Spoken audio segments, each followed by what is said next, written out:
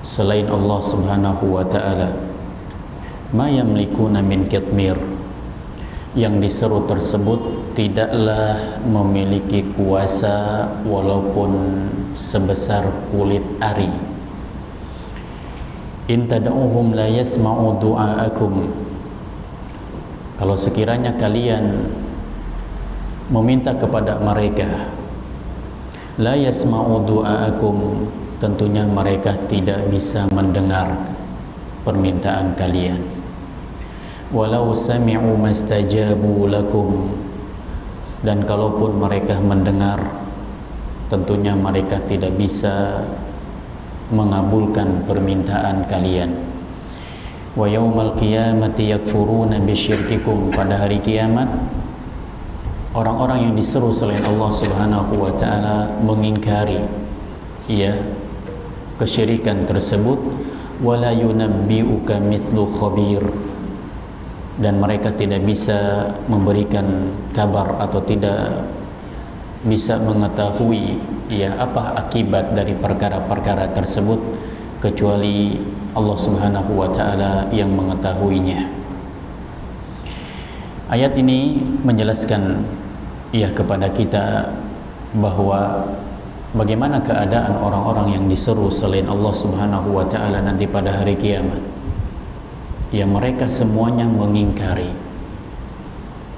Mereka semua mengingkari perbuatan orang-orang yang mensekutukannya dengan Allah Subhanahu wa ta'ala. Bahkan Nabi Isa alaihissalam, yang dimana Nabi Isa dikatakan oleh orang-orang Nasrani sebagai anak Allah, sebagai anak Allah. Bahkan diangkat oleh mereka seakan-akan derajat Nabi Isa itu sebagai Tuhan. Oleh karenanya Allah Subhanahu wa ta'ala bertanya kepada Nabi Isa alaihissalam, a anta qulta linnas ittakhiduni wa ummiya ilahaini min dunillah. Wahai Isa, apakah engkau mengatakan kepada manusia untuk menjadikan aku wa ummiya ilahaini min dunillah, ada dua Tuhan yang disamakan dengan Allah Subhanahu wa ta'ala? Maka Nabi Isa alaihissalam berkata kepada Allah Subhanahu wa ta'ala, ma qultu lahum illa ma amartani bihi, tidaklah aku mengatakan kepada mereka kecuali aku menyampaikan sesuai dengan apa yang kau perintahkan kepadaku, yaitu apa? An ya'budullah, menyembah Allah Subhanahu wa ta'ala.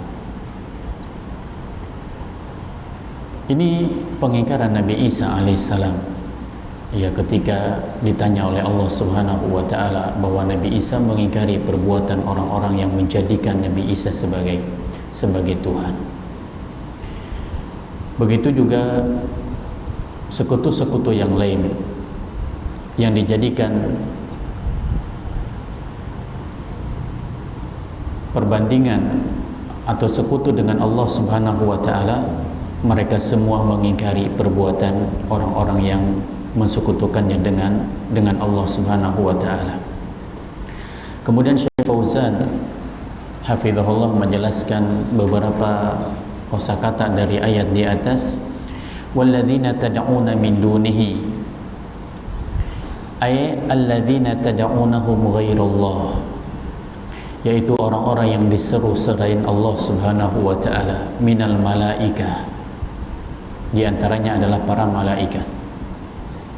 Tidak boleh kita meminta kepada malaikat. Wal anbiya, para nabi, dari 124.000 yang Allah utus, nabi dan rasul. Tidak boleh kita meminta kepada salah satu dari mereka. Wal asnam, berhala. Asnam di dalam bahasa Arab itu ada asnam, ada wathan. ada sanamun, ada wathanun. Kalau asnam ini berhala yang dibentuk, ya, yang dibentuk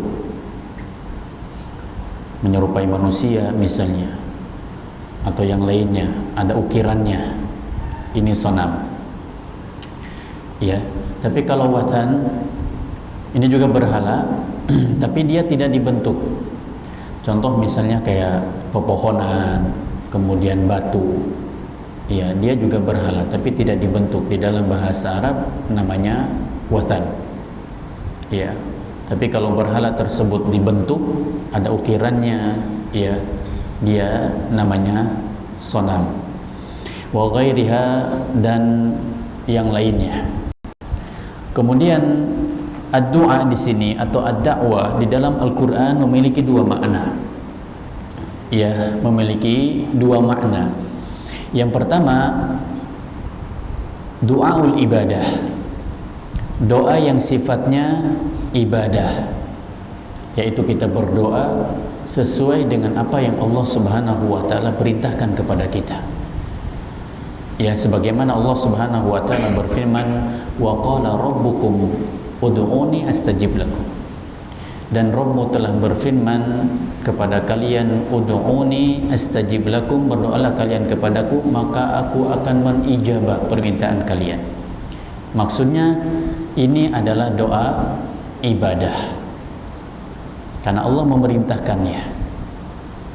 Kemudian makna yang kedua, du'aul mas'alah, doa yang sifatnya masalah, yaitu seseorang berdoa, ia memohon kepada Allah Subhanahu wa taala supaya dia mendapatkan manfaat dan terhindar dari kemudaratan, ya, terhindar dari kemudaratan. Ini dinamakan dengan doa masalah. Ya, jadi doa di dalam Al-Qur'an itu memiliki dua makna. Yang pertama doa ibadah, kemudian yang kedua doa masalah. Kemudian kitmir dijelaskan oleh Syekh Fauzan, huwa al-lafafatu allati takunu ala nawati tamr, yaitu kulit, ya, yang berada di biji kurma. Ya, kalau kita makan kurma, di bijinya itu ada kulit, ya. Nah, itu kitmir di dalam bahasa Arab. Orang-orang yang diseru selain Allah Subhanahu wa taala, jangankan mendatangkan kemanfaatan yang besar, ya, mendatangkan semisal kulit ari atau kulit yang berada di biji kurma itu, kalau kita kelupas, ya, ada kulit tuh yang menyeliputi biji kurma, mereka tidak bisa mendatangkan itu. Apalagi kemanfaatan atau kemudaratan yang jauh lebih besar daripada itu, ya. Nah, itu namanya kitmir, ya. Kemudian la yasma'u du'aakum li'annahum amwatun aw malaikah mashghulun bima khuliqu lahu. Maknanya adalah karena mereka amwat, sudah mati, tidak ada, ya, di hadapan kita. Atau misalnya malaikah, ya, semua mereka sibuk, ya, menyibukkan diri mereka dengan apa sebenarnya mereka diciptakan oleh Allah Subhanahu wa taala. Semuanya juga beribadah kepada Allah, ya, baik para nabi ataupun misalnya malaikah, mereka semua ibadah kepada Allah Subhanahu wa taala, tersibukkan dengan perintah tersebut. Ya, tersibukkan dengan perintah tersebut. Kemudian mastajabu lakum la yaqdiruna ala ma tatlubuna minhum, yaitu mereka tidak memiliki kemampuan atas apa yang dimintakan kepada mereka. Semuanya tidak memiliki kemampuan. Ya, orang yang masih hidup misalnya meminta kepada orang yang sudah meninggal dunia, orang yang sudah meninggal dunia tersebut tidak bisa memberikan apa yang diminta oleh orang-orang yang hidup tersebut. Kemudian yakfuruna bisyirkikum, kata beliau, yunkirunahu wa yatabarrauna mimman asyraka bihi ma'allah. Mereka mengingkari dan mereka berlepas diri dari apa yang disekutukan kepada mereka, yaitu siapa? Allah Subhanahu wa ta'ala. Jadi orang-orang yang disekutukan oleh orang-orang yang hidup, mereka semua pada hari kiamat mengingkari perbuatan itu. Ya, mengingkari. Tidak ada satupun di antara mereka yang membenarkan. Lalu bagaimana misalnya keadaan orang-orang yang diminta tersebut? Karena terus-menerus ya oleh orang-orang yang hidup dijadikan sebagai perantara misalnya, atau sebagai wasilah, atau minta langsung kepada orang yang meninggal tersebut. Bagaimana keadaan mereka? Apakah dosanya terus mengalir kepada mereka atau tidak? Ya, kalau misalnya pengajaran tersebut, gurunya nih sebelum meninggal dunia mengajarkan kepada murid-muridnya, kalau sudah meninggal dunia boleh kalian datang ke kuburanku kemudian meminta kepadaku. Kalau ada pengajaran seperti itu kemudian dilakukan oleh murid-muridnya dan gurunya sudah meninggal dunia, maka ini menjadi dosa jariah. Ya. Tapi kalau misalnya gurunya melarang murid-muridnya untuk datang ke kuburannya setelah gurunya itu meninggal dunia, walaupun terus-menerus dilakukan, maka ini terhindar dari dosa jariah. Ya. Karena di masa hidupnya tidak memperbolehkan untuk melakukan hal yang demikian. Kemudian wala yunabbi'uka yukhbiruka bi'awaqibil umur wa ma'aliha, yaitu mengabarkan kepadamu tentang akibat dari perkara tersebut, ya apa akibatnya di waktu yang akan datang. Ya, mereka tidak bisa mengabarkan itu. Mithlu khabir alimun biha wa huwa Allah Subhanahu wa ta'ala. Maknanya adalah alimun biha, yang mengetahui perkara tersebut itu adalah Allah Subhanahu wa ta'ala. Kemudian makna secara global dari ayat di atas, yukhbiru ta'ala an halil mad'uwin min dunihi minal malaikah wal anbiya wal asnam wa ghairiha bima yadullu ala ajzihim wa dha'fihim. Di dalam ayat tersebut Allah mengabarkan kepada kita bagaimana keadaan orang-orang yang disembah selain Allah Subhanahu wa ta'ala, baik itu dari malaikat, kemudian para nabi, berhala-berhala dan yang lainnya. Bima yadullu ala ajzihim wa dha'fihim, itu menunjukkan ya kepada lemahnya mereka dan ketidakmampuan mereka. Ya, Allah mengabarkan kepada kita bahwa yang diseru selain Allah Subhanahu wa ta'ala mereka lemah. Ya, mereka tidak memiliki kemampuan sama sekali. Makanya Allah memisalkan ya orang-orang yang disuruh selain Allah Subhanahu wa ta'ala, mereka tidak bisa mendatangkan tadi kitmir, ya, walaupun hanya sebesar kulit ari. Kemudian wa annahum qad intafat anhum asy-syurut allati la budda an takuna fil mad'uwi, dan mereka tidak memiliki syarat la budda an takuna fil mad'uwi, yang mengharuskan dimiliki oleh orang-orang yang diminta.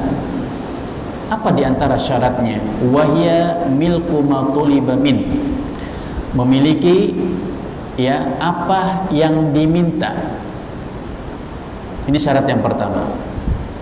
Kemudian yang kedua, wasima'ud du'a, mendengar doa. Wal qudratu ala istijabatihi, kemampuan untuk mengijabah permintaan tersebut. Berarti ada 3 ya syarat yang harus dimiliki oleh orang-orang yang diminta tersebut. Yang pertama memiliki perkara-perkara yang dibutuhkan atau yang diminta, kemudian yang kedua mendengar permintaan tersebut, kemudian yang ketiga ada kemampuan untuk mengijabah atau memberikan apa yang diminta tersebut. Ini 3 syarat, ya. Kemudian kata beliau, famata udima syartun batula ayyakuna mad'uwan fa kaifa idza udimat kulluha. Kalau misalnya salah satu dari 3 syarat ini pun tidak dimiliki ya oleh orang yang diminta tersebut, lalu bagaimana kalau misalnya ternyata semua syarat ini tidak ada sama sekali? Kalau salah satunya saja tidak dimiliki dari 3 syarat itu, ya, lalu bagaimana 3 syarat ini bisa dimiliki oleh siapa? Oleh orang-orang yang diminta selain Allah Subhanahu wa ta'ala, kalau salah satu dari 3 syarat itu pun tidak dimiliki olehnya. Ya, jadi ini 3 syarat yang dimana Allah Subhanahu wa ta'ala mengabarkan bahwa lemahnya mereka, ketidakmampuan mereka, itu orang-orang yang sudah meninggal dunia kemudian diminta oleh orang-orang yang hidup. Mereka tidak bisa memberikan apa yang diminta, mereka juga tidak bisa mendengar ya doa atau permintaan tersebut, kemudian mereka juga tidak memiliki kemampuan untuk mengabulkan apa yang diminta itu. Ya, 3 syarat ini yang disebutkan oleh Allah Subhanahu wa ta'ala di dalam ayat tersebut, ya. Kemudian yang selanjutnya, faedah-faedah yang bisa kita ambil dari ayat di atas. Yang pertama, butalanu syirki bid-dalilil qati wal burhan al-wadih.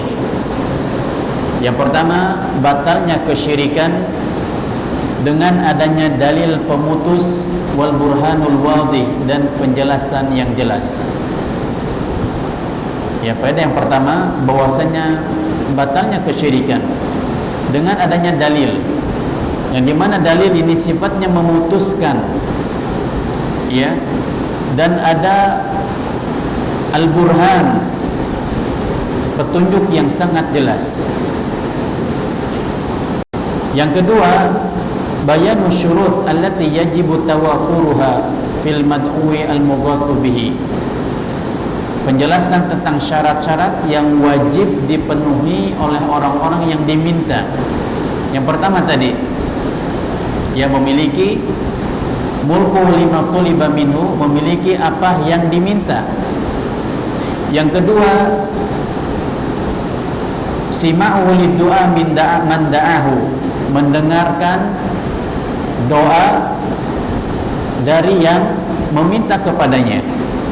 Yang ketiga, al-qudratu ala ijabatihi, kemampuan untuk mengijabahnya. Ya, menjelaskan kepada kita syarat-syarat yang wajib dipenuhi oleh orang-orang yang dimintakan, ya, oleh orang-orang yang hidup tersebut, memiliki apa yang diminta. Kemudian yang kedua, mendengarkan doa dari siapa yang berdoa kepadanya. Kemudian yang ketiga, kemampuan, ya, untuk mengijabah doa tersebut. Yang ketiga, annal aqidata mabnaha 'alal burhan wal yaqin la 'ala dhann wa takharrusu wa taqlidil a'ma. Yang ketiga, bahwasanya akidah ini dibangun ya di atas petunjuk dan keyakinan, tidak dibangun di atas prasangka. Wa takharrus, tidak juga dibangun di atas dugaan. Wa taqlidil a'ma, dan tidak juga dibangun di atas taklid buta kepada sesuatu. Ya, akidah ini dibangun di atas petunjuk dan di atas keyakinan, tidak dibangun di atas prasangka, kemudian dugaan semata dan taklid buta, ya, kepada sesuatu. Dan para ulama senantiasa mengingatkan, ya, supaya kita tidak taklid kepada seseorang, karena ini yang bahaya. Ya, ketika seseorang ini taklid buta, ini bisa menyebabkan akidahnya menyimpang atau bahkan menyebabkan akidahnya sesat, keyakinannya, ya. Oleh karenanya di antaranya Imam Ahmad rahimahullah, ya, beliau mengatakan, jangan kalian taklid kepadaku, jangan juga kalian taklid kepada Imam Malik, jangan juga kalian taklid kepada Imam Ahmad, jangan juga kalian taklid kepada Imam Sufyan Ats-Tsauri. Akan tetapi taklidlah kalian dari mana mereka mengambil pendapat tersebut. Ini masalah taklid diingatkan oleh para ulama, ya. Jadi nggak boleh kita taklid kepada seseorang. Misalnya kalau ustadz yang ditaklid ini menyampaikan sesuatu sudah dibenarkan, ya, dia tidak mengambil dari ustadz yang lain misalnya, atau dia tidak mengambil dari guru yang lain. Ini yang bahaya, ya, ini yang bahaya. Padahal Imam Ahmad ini muridnya siapa? Imam Malik, ya, muridnya Imam Malik, dan termasuk juga muridnya Imam Syafi'i. Tapi salah satu dari mereka tidak taklid kepada gurunya, ya, bahkan masing-masing dari mereka memiliki madhab tersendiri, ya, memiliki pendapat tersendiri. Maka tidak boleh taklid kepada seseorang ketika pendapatnya menyelisihi misalnya, maka harus berani menyelisihi, ya.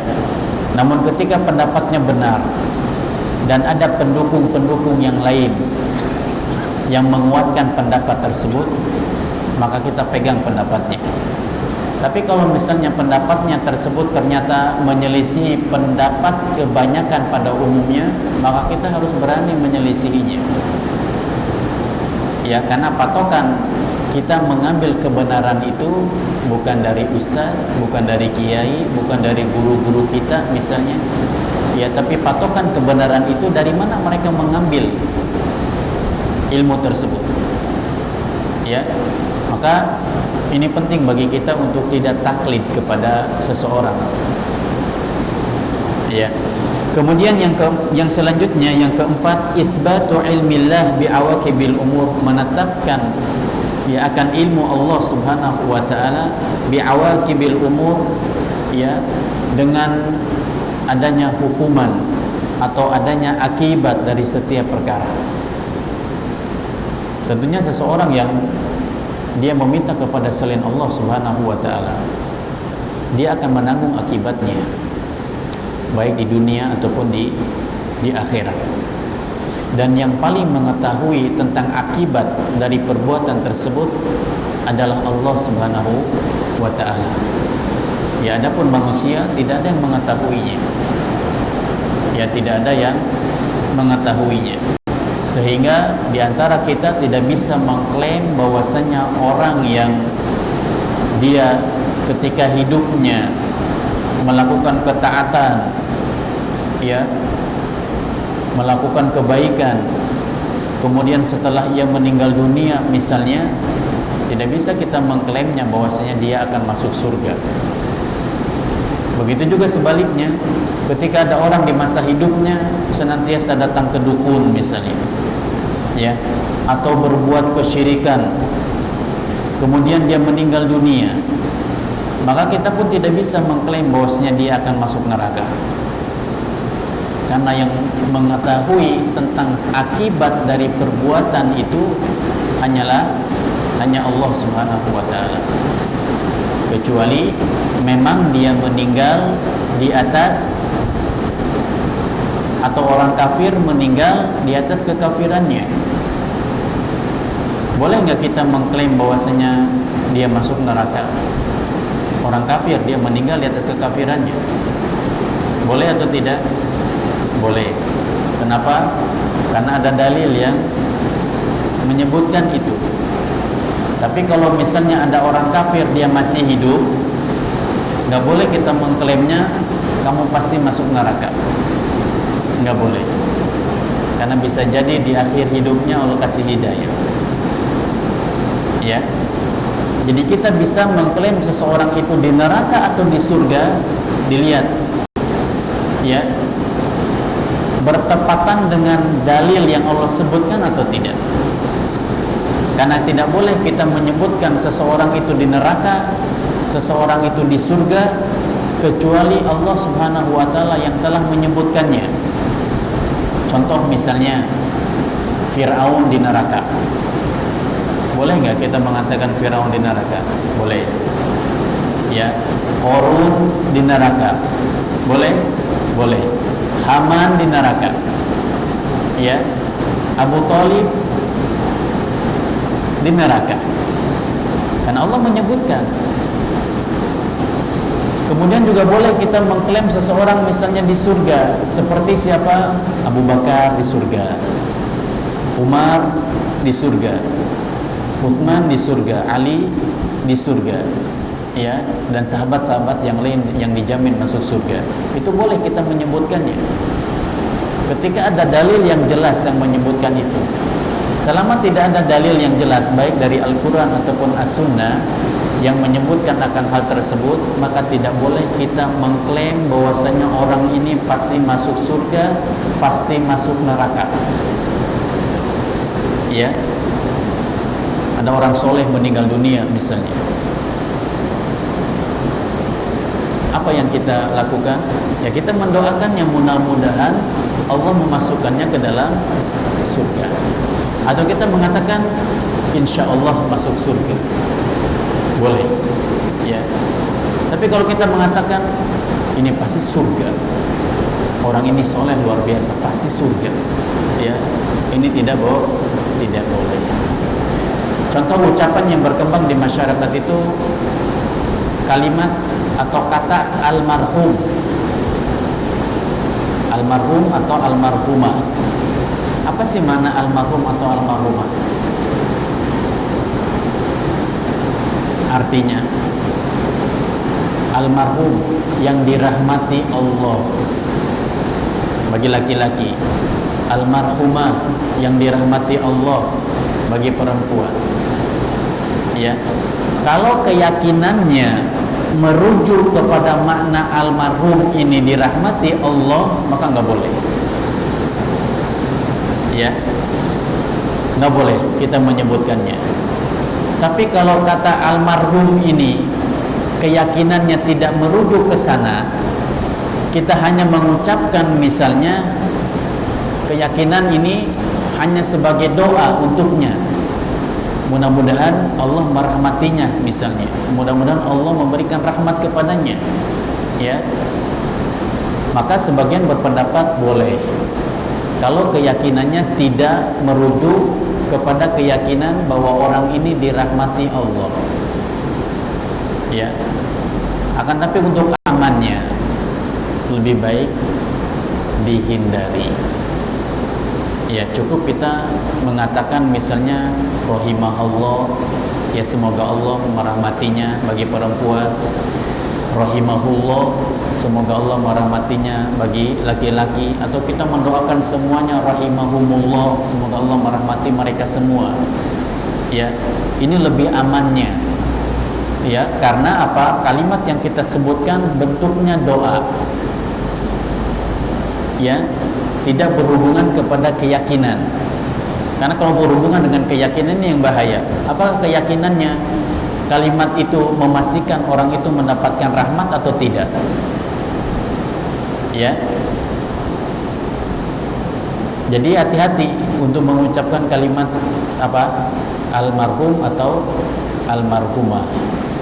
Ya, lebih baik dihindari. Kalaupun tadi ya niat untuk mengucapkan kalimat ini tergantung kepada orang yang mengucapkannya. Ya, apakah bentuknya pengharapan supaya dia mendapatkan rahmat, ya, atau bentuknya pasti dirahmati. Maka untuk amannya dihindari dan ditinggalkan, ganti dengan kalimat rahimahullah atau rahimahullah. Ya.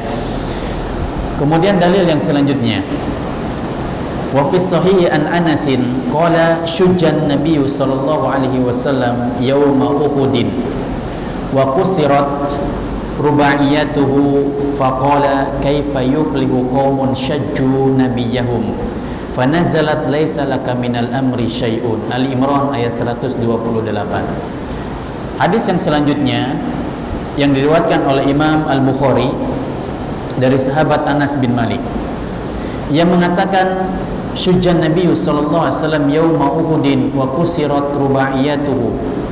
Nabi sallallahu alaihi wasallam terluka ketika perang Uhud, ya, Nabi terluka dan gigi taring beliau patah. Gigi taring beliau patah.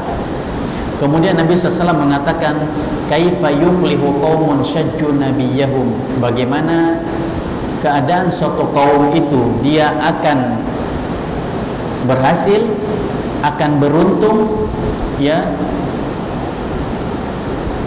tapi mereka melukai nabi mereka. Karena ucapan inilah Allah Subhanahu wa taala menurunkan ayat dalam surat Al-Imran ayat 128, laisa laka minal amri syai'un. Ya, kata Allah, wahai Muhammad, ya, engkau tidak mengetahui atau tidak ada sangkut pautnya dengan perkara tersebut. Ini menunjukkan bahwasanya Nabi Shallallahu alaihi wasallam mengetahui perkara yang gaib atau tidak? Tidak. Ya, Nabi tidak memiliki atau tidak mengetahui perkara yang gaib. Nabi Shallallahu alaihi wasallam adalah manusia biasa seperti kita. Ya, beliau makan, beliau juga minum, ya, beliau beribadah, beliau juga menikah, ya. Bahkan disebutkan di dalam Al-Qur'an, ana basyarum mithlukum, aku adalah manusia seperti kalian. Yang membedakan kita dengan Nabi Shallallahu alaihi wasallam adalah apa? Beliau dijaga oleh Allah Subhanahu wa taala, maksum dari kesalahan, ya. Kemudian dosa beliau diampuni oleh Allah Subhanahu wa taala yang akan datang ataupun yang telah berlalu. Kemudian Nabi sallallahu alaihi wasallam dijamin masuk surga. Sementara kita tidak memiliki itu. Ya, tidak memiliki itu. Jadi Nabi sallallahu alaihi wasallam, kata Anas, pernah terluka, ya, di perang Uhud, kemudian gigi beliau, yaitu gigi taring beliau patah, ya. Kemudian dijelaskan oleh Syekh Fauzan hafizahullah, syujjun asyujjatul jarh fi ra'si wal wajhi khassa, yaitu Nabi sallallahu alaihi wasallam terluka di kepala, kemudian di bagian wajah secara khusus. Jadi kepala beliau terluka, kemudian bagian wajah juga terluka, sehingga menyebabkan, ya, gigi taring beliau itu patah. Uhud jabalun ma'ruf syamalil Madinah, kanat indahul waq'atul masyhurah fanusibat ilaih. Uhud adalah gunung yang ma'ruf, ya, diketahui, yang berada di arah utara Madinah. Dan di sana itu terjadi atau pernah terjadi peperangan yang begitu terkenal, dinamakan dengan perang apa? Perang Uhud. Ya, sehingga penisbatan perang Uhud itu di mana terjadi peperangan tersebut, yaitu di bawah kaki gunung Uhud. Karena zaman dulu itu untuk menisbatkan atau menamakan sesuatu itu dinisbatkan ke kejadian yang terjadi di zaman itu apa, atau ketika itu apa, ya. Seperti Nabi SAW lahir bertepatan dengan penyerangan, ya, Raja Abroha dengan pasukan bergajah, sehingga penamaan tahun lahirnya Nabi dinamakan dengan tahun gajah, ya. Jadi penamaan di zaman dulu itu dinisbatkan ada kejadian apa nih yang besar ketika itu, ya. Seperti perang Badar, sama penisbatan juga, ya.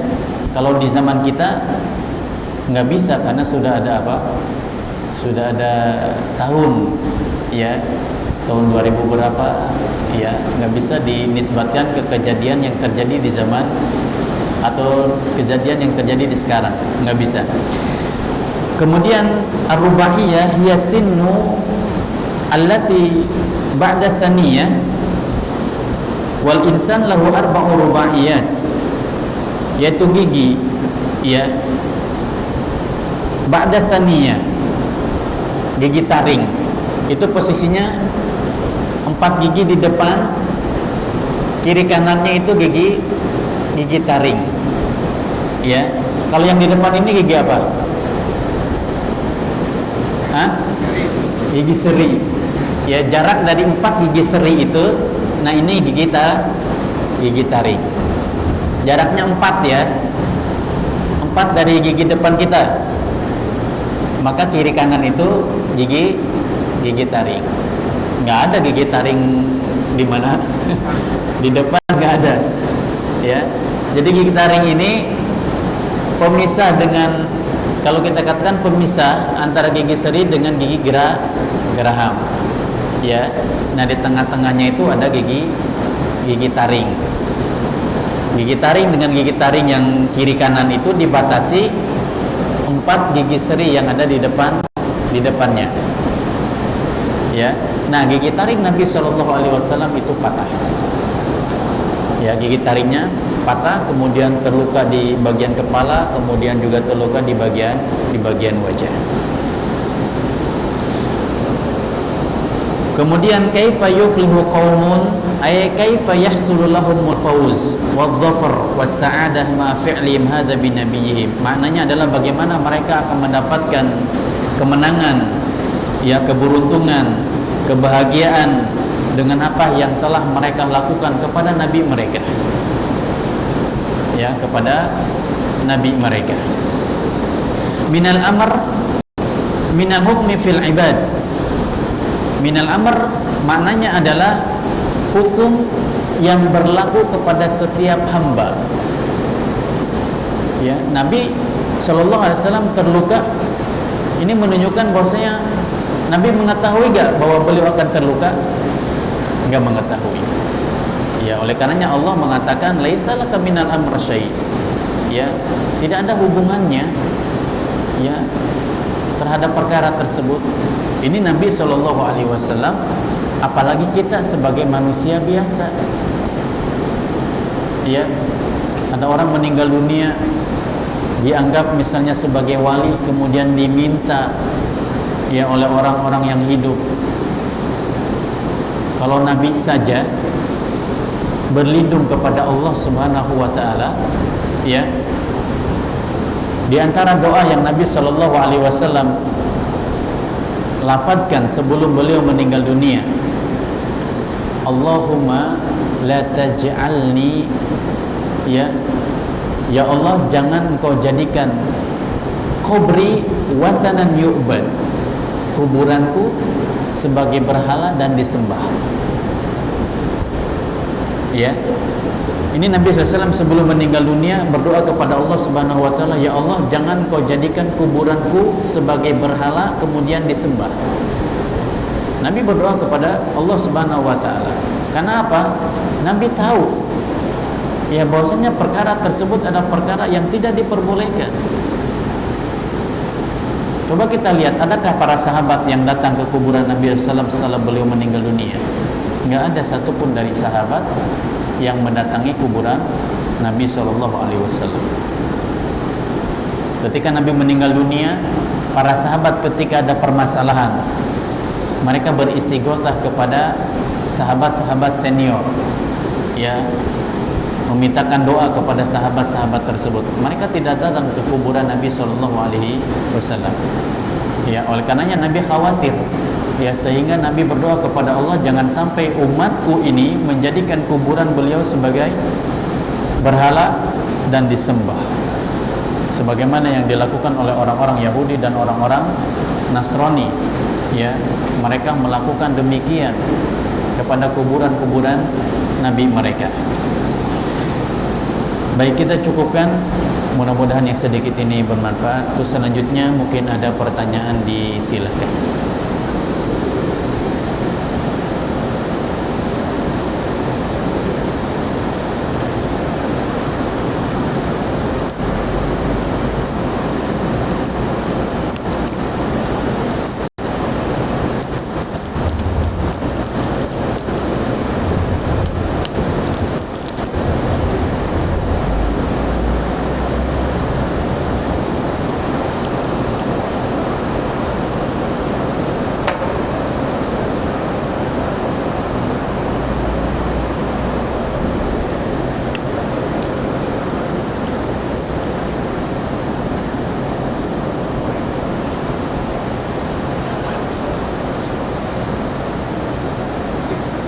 Ini memungkinkan nggak kalau jamaah isya habis maghrib sholat isya di jamaah? Hah? Ya maksudnya memungkinkan nggak kalau dilaksanakan?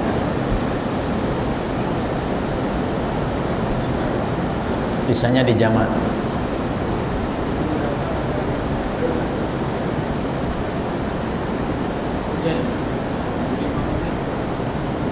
Hah?